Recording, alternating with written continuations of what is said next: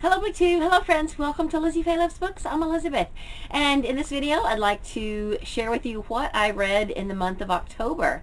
So I'm a little frustrated right now though, because I did film this a couple of days ago, but it was getting dark and I'm filming on my old camera again because I need to be able to edit in some pictures, because most of what I read in October was either library books or digital audio, and I don't have those with me, so I want to be able to show you what each of the books look like, and I just can't do that on my phone, and my phone's charging right now anyway. So I filmed this a couple of days ago, but it was just too dark. I deleted it today, starting over, and it's still not very light because it's so gray today. It is already mid to late afternoon, but it is definitely grayer and cloudier than it is normally this time of day, because we have finally had a little bit of a cold snap here in Florida, and I hate to think what it must feel like in the rest of the country, because generally we're warmer here than the rest of the United States, other than, you know, Hawaii or something. So anyway, it'll be okay. I'm just gonna edit in pictures so at least you'll be able to get a clear shot of what the books look like, and I want to just go ahead and tell you what all I read for October. I put my glasses on so I can read my notes, because I did add up a few totals of what I read. Most of the books that I read this month I actually listened to rather than read with my eyes. There was a total of 21 books, and 18 of those were on audio. There were only 3 books that were print books, and one of those was a novella, so it wasn't very long, and I just didn't have a lot of print reading time. Now, I did start some print books. There were 3 others that I started that I carried over into November, and I'm making pretty good strides in those, so if I remember I'll show you those near the end of the video. But for the totals of books that I finished for the month of October, there were 7 mysteries, and not all of them were cozy, but most of them were. 3 romances, 4 that I would consider women's fiction, but not necessarily romance. Then 3 that were middle grade books, and of those 3, 2 of those were on the Sunshine State list. Then 1 literary fiction, 2 fantasy, and 1 nonfiction.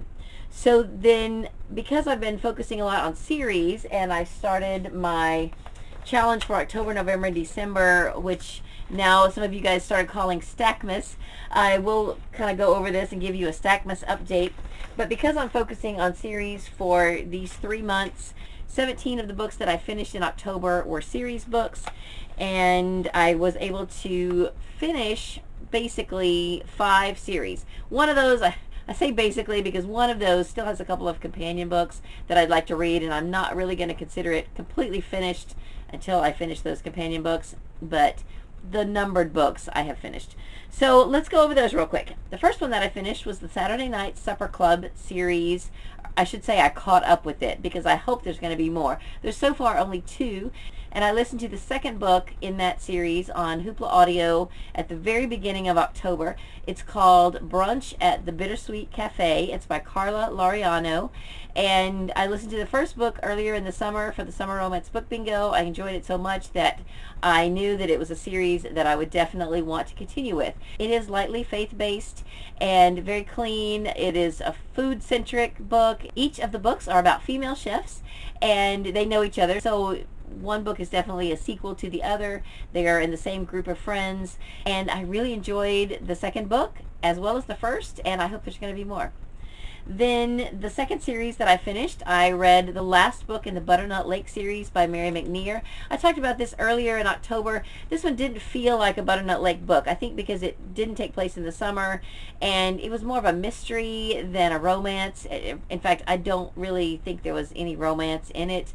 She was reminiscing about an old romance, but there was maybe some hints that there might be a new romance, but as far as I can remember, it didn't come to fruition. It was more about healing. There had been a tragedy that had happened 10 years prior to the time frame of this book, and each of the main characters in the story blamed themselves for different reasons, and none of them realized that there was another person that blamed themselves, because each person had their own reason for thinking it was their fault. So it was a healing time, and it was a very good book. I don't think it needs to be read in any particular order with the rest of the Butternut Lake series, you could just pick that book up and it would be perfectly fine as a standalone. But it does take place at Butternut Lake, and it is number 6 in the series. So now I have caught up with that series. The next series that I caught up with is the Elm Creek Quilt series by Jennifer Chiaverini. I listened to The Giving Quilt, which had been published a few years ago, and then the most recent one, which was just published, I think in September, called The Christmas Boutique. I enjoyed the story. I enjoyed both of them, but The Christmas Boutique was really a lot of recap. I would say at least half of the book, maybe more, I felt like was recap of each of the characters' backstories, and then it finally did carry through with the story. The premise of the book is that the Elm Creek Quilters are having to host the Christmas Boutique for a charity because the venue that was supposed to hold it was flooded. So the Elm Creek Quilters stepped up to the plate and decided to host the event. But there was just a lot of stuff leading up to it that was just repeat.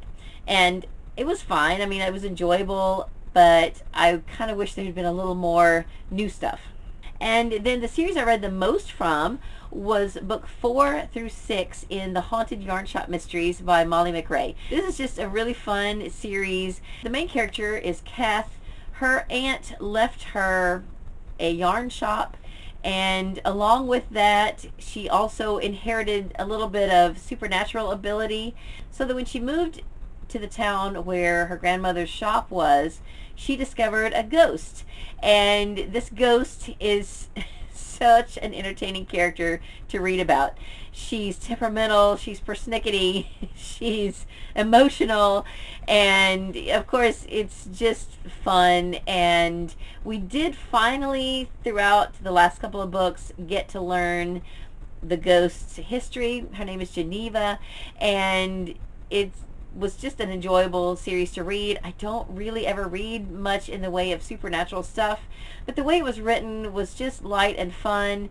And I know that might not make sense to a lot of people, because the whole thing with cozy mysteries, most of them still involve a murder, so how could that be cozy? But this is just written in such a way that it's very enjoyable. So I think if it sounds fun to you, then you would enjoy it. The first book is called Last Wool and Testament, but the books I read were the last 4. Book 3 is Spinning in Her Grave. Book 4 is Plagued by Quilts. Book 5 is Not the Usual Suspects. And Book 6, Cruel and Unusual. So I'm really excited to check that series off my list. So far, that's been the longest stack I've completed in my Stackmas tree. So I am excited about that. And then the other series that I sort of finished was the Guardians of GaHoole. I found that I had not read book 16, which is The Rise of a Legend. This is by Catherine Lasky. I read the other 15 books before I ever started BookTube, and I had been meaning to get to this one for a while. I found this somewhere in almost new condition, and because I've sent all of the other books to my sister's grandson Tate, I thought I should send him this, but I needed to read it first. And then I discovered there are 2 companion books, and I don't think I've read either one of them. I think I knew already that there was one companion book, and I may have read it, but I definitely need to check both of those out from the library and read or reread those, just so that I can fully check the series off my list. But meanwhile, I can go ahead and send this to Tate, and I'm glad that I got it read. This is kind of a prequel. It's about it's the backstory of the oldest, wisest owl in the Guardians of GaHoole tree, and so it's his young life. It starts with his hatching and his young life, and it was very good. So next, let's talk about the readathons that I participated in during the month of October. There were 2. I participated in the Mandeathon, which was hosted by Mandy Garrett, and she ran this for the whole month of October. Each prompt started with a letter in her name, which is M-A-N-D-E. So the first prompt was mystery, and I read The Secrets We Carried by Mary McNear, which was the last book in the Butternut Lake series. As I said before, it really wasn't a romance. It was more of a mystery, and so that's why I counted for that. And if you don't consider that a mystery, I still read 4 in the Haunted Yarn Shop mystery series, so you could count one of those too. The second prompt was A, Adventure, and I am counting Ship of Magic by Robin Hobb. This is the first book in the Live Ship Traders trilogy, and it was very good, very interesting and compelling. I zipped through it in 2 days, believe it or not, on audio, double speed. I kept it in my ear the whole time because I needed to finish it before it expired on Hoopla. I didn't want to have to use another borrow, although I got to thinking when I got near the end, I thought, you know, I've got this print copy. If I don't get like the last couple of chapters done on audio, I can always pick this up and read them, which is what I would have done. But I did finish literally about 20 minutes before the book was going to expire. This was really good. The series is about just what you would think. There are ships that are alive. They are made of wizard wood, and so the helm of the ship is shaped like a person, and that person, even though it's attached to the ship, it's made of wood, it's still a living thing. I didn't really understand the whole quickening thing because the ship was quickened at the beginning of this book, but it wasn't a new ship. So I don't know if that meant that it really wasn't alive and talking up to that point. I don't really understand, but maybe you'll explain it in future books, or maybe that's a question for Robin Hobb. I don't know. It was very good. I enjoyed it, and I am about to start book 2, which is called Mad Ship. And that works out perfectly because right now Tome Topple is going on, and I'm not only reading tomes during this time period, but I believe that Mad Ship is over 500 pages, so that definitely counts as a tome. The third prompt was Nocturnal, and I listened to Queen of the Night by J.A. Jance. The Queen of the Night refers to a plant that only blossoms once a year, and it's at night.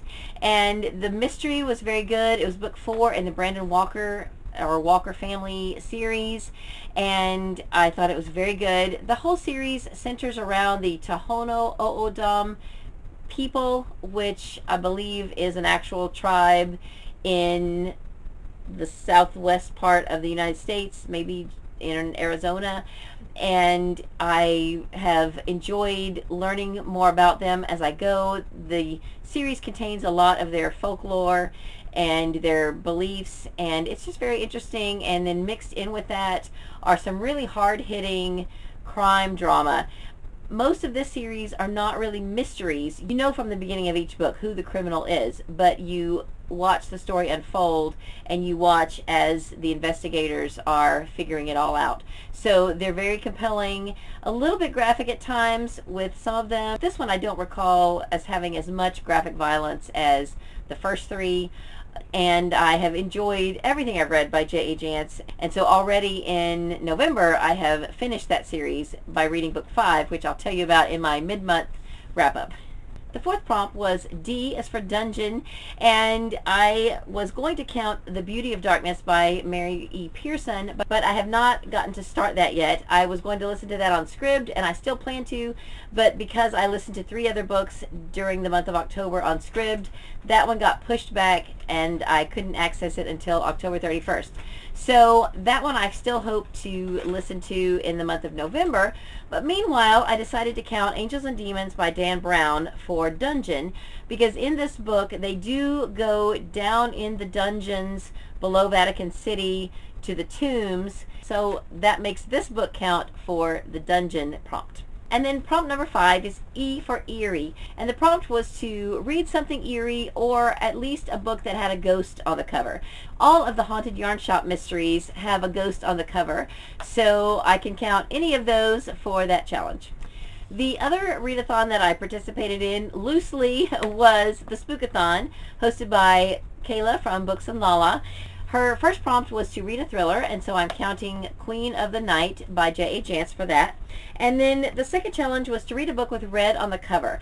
I was originally going to read Pigtopia by Katie Fitzgerald, and I did not get that read. I started it, but it was just going to take a lot longer to read it than I thought because of the unusual language of the book. So I decided to count Angels and Demons for that prompt. This edition that I have definitely has a lot of red on the cover. And so the third challenge was to read a book with a spooky word in the title. And I think I can count Burial Rites Rights by Hannah Kent. I listened to that for book club. I did not particularly enjoy it. I might have appreciated it more had I realized that it was based on a true story, but I didn't learn that until after I had finished the book. But even so, I am glad that I read it. It was a very interesting story, but just very dark and depressing, so that's just not my kind of book. The next challenge was to read a book with a spooky setting, and I originally said I was going to read Ember Flame by Casey Browning for that challenge, and I started it, but I am still working on it. I'm right now at about the halfway point. So for the challenge for the Spookathon, I'm going to count one of the Sunshine State books that I read called 24 Hours in Nowhere, because for a large part of that book, some kids were lost in a dark cave, and I don't even think they had lighting a good portion of the time. So in my opinion, that would definitely be a spooky setting. They also encountered at least one, maybe more, skeletons of other people who had gotten lost in there and died. So I'm going to count that for that challenge. And then the last prompt was to read something you wouldn't normally read. So a couple of the books that I've already mentioned can fall into that category. I would not have read Angels and Demons if it had not been for book club, and I didn't even read the full version. This on audio I think was maybe 13 hours, and I had access to an abridged version of the book which was about 6 hours. So this is what I listened to, and I really was not interested enough in it to go back and get the longer version. Although I didn't realize when I started this that it was abridged. It was okay. I only needed to read it for book club. I didn't even get this finished by book club day, and as of right now, I don't plan to read any more in that series. Just really not a series that I'm interested in. And then the other book that I wouldn't have read otherwise is Burial Rights by Hannah Kent. I read that for book club as well, a different book club, and so both of those I think could easily count for that challenge. So before I go any further, I want to introduce you to a special guest. This is my daughter Emily, and she is now standing and walking. It's pretty amazing the difference once we realized that she was over medicated. She's still not quite got her verbal skills back. She has said a few words, but we're just so excited that she can walk and function, and we're still decreasing the medicine gradually. So I just wanted you to see her and let her say hello to you. Do you want to wave? Can you wave to the camera?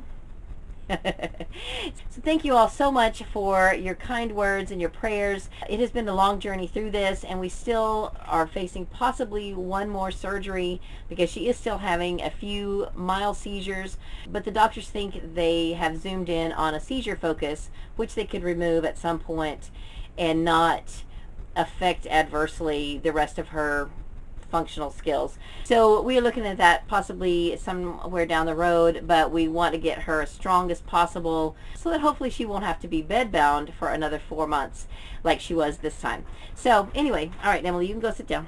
Okay, so let me show you an update of my Stackmas tree. I did do a mid-October update, so I have added a few more books to the tree. I still have my top tier, which was my .5 book. It's book 8.5 in the Harmony series by Jody Thomas. It's only a novella, and that's one of the first books that I finished at the beginning of October. And then this is book 6 in the Butternut Lake series called The Secrets We Carried by Mary McNear. I have not started yet The Beauty of Darkness by Mary E. Pearson because that one was pushed back on Scribd. Currently, right now, it is available to me, and I'm going to listen to that next. I don't want to take the risk of listening to something else first and having it pushed back again. The next tier is the Red Queen series, so I finished Warstorm by Victoria Aveyard, and currently this month I am listening to Broken Throne, which is book 4.5. It's actually made up of quite a few short stories and odds and ends. Then I finished the Elm Creek Quilt series, which I talked about already. Next tier are books by J.A. Jantz. So I read Queen of the Night, and I've actually already finished the 5th book in the Brandon Walker series. I put the square here to show that I was currently reading it, but in the meantime I have finished it, so I need to put my little picture there. And then I have another novella in the J.P. Beaumont series that I want to listen to this year. The next series is Home to Heather Creek. This is the book I've been reading to Emily called Circle of Grace by Leslie Gould. We're about 50 pages, I think, from the end of that, so we need to finish that up soon. Then this is the Live Ship series. So the only tier I have not started yet is the Harmony series by Philip Gully, and I plan to read the next book in that series this month. I did finish The Haunted Yarn Shop, And then the next tier is the Cape Light series. I've made good progress with Home Song by Thomas Kincaid, which is book 2 in the series, but I definitely need to pick up my pace with that because I have 4 more books in the series that I'd like to read before the end of the year. And then the bottom tier of the tree is books by Miss Reed, and I finished book 2 in the Fair Acre series, which is Village Diary, and that was a library book. I do own a lot of Miss Reed books, but I don't have Village Diary. And so I'm really excited to get started with the next book this month, but I haven't started it yet. And so then all these other books down here were books that didn't fit on the tree. These 3 are middle grade, these 2 are nonfiction, and then these other books down here just didn't fit in the tree. They're either book club books or books for the Audible Escape Challenge, and so that's where they are under the tree. So that covers almost everything that I read in the month of October. Let me quickly go through the list and see what I missed. So the 2 books that were Sunshine State books, I already talked about 24 Hours in Nowhere by Dusty Bowling. That was the book where the kids were lost in a cave.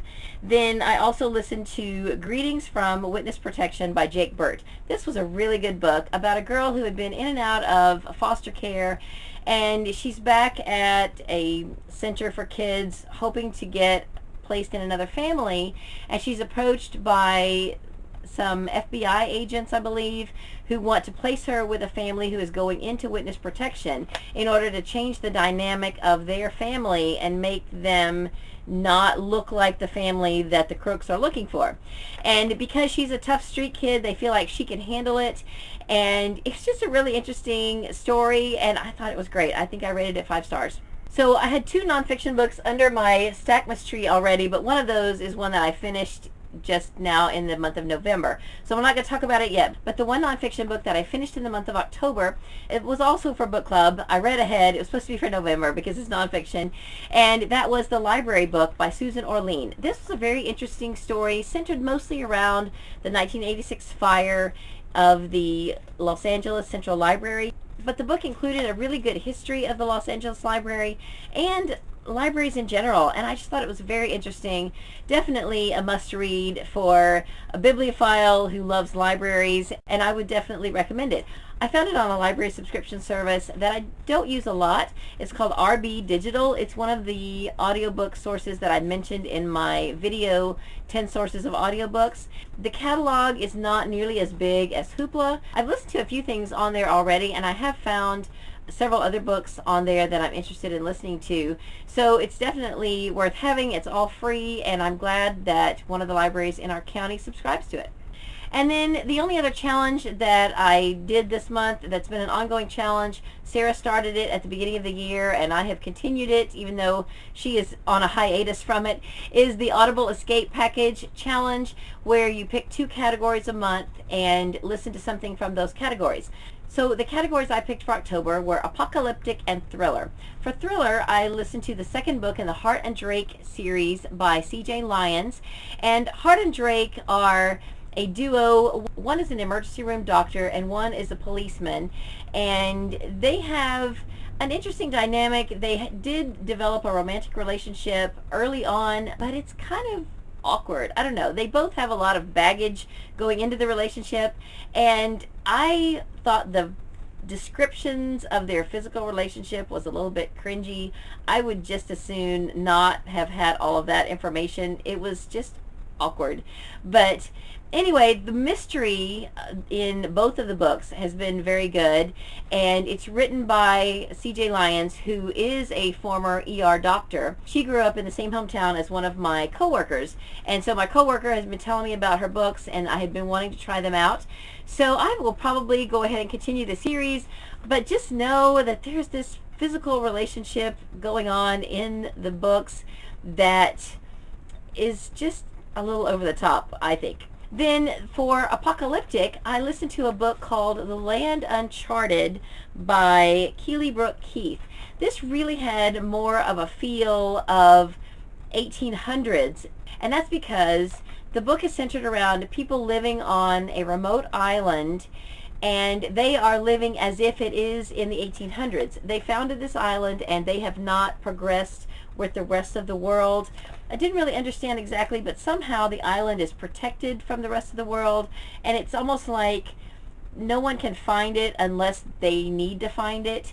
And so I believe the time frame of this book is somewhere not too far in the future, but water is scarce all over the world. I don't know if it's because of global warming or warfare or what, but basically the premise is that most of the world has squandered all of their natural resources. And so this man who is a pilot in the war has somehow parachuted into this remote island, and he doesn't have any way to leave. And he tells them a little bit about what the world is like out, in the rest of the world. And he wants to protect their island from the rest of the world, because he realizes that if their island were found by the masses, then all of their resources would be squandered in no time.